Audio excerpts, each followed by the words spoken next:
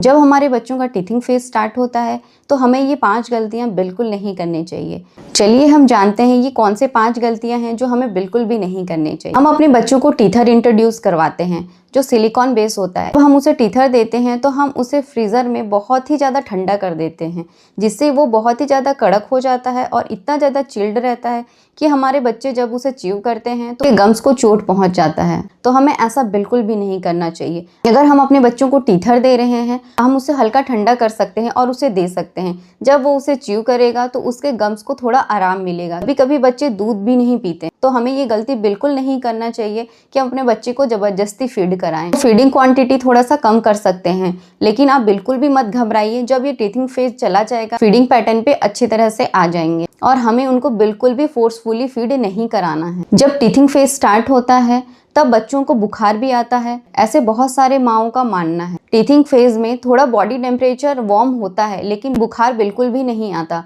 अगर बच्चे को बुखार है तो ये इन्फेक्शन का संकेत है। डॉक्टर के पास में आपको विजिट करना चाहिए कि किस वजह से इन्फेक्शन है जिससे बच्चे को फीवर आ रहा है।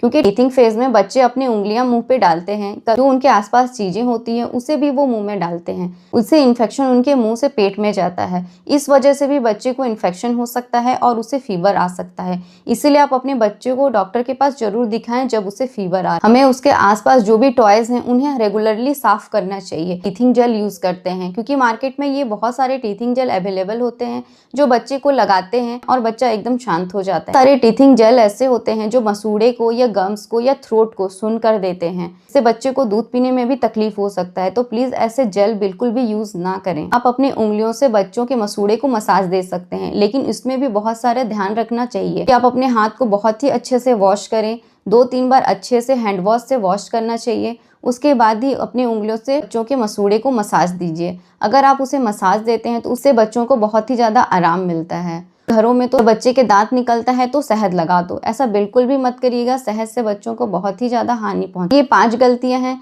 जिसे हमें जानना बहुत ही ज़रूरी है और ये बिल्कुल भी हमें नहीं करना चाहिए जब बच्चे टीथिंग फेज में हों।